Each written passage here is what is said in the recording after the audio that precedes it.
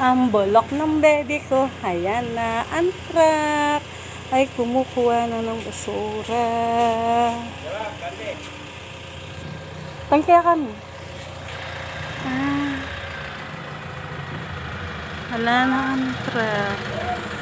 Ayan. Salamat at natapon na yung basura namin. Dahil marami kaming pampers. Ayan. Tapon na. Kapag dumating na yung basura namin, parang fresco na sa at sa daan dahil walang basura. Ayun o.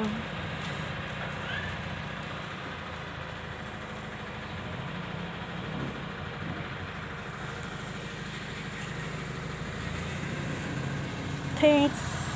Malinis na ang aming nasa harapan.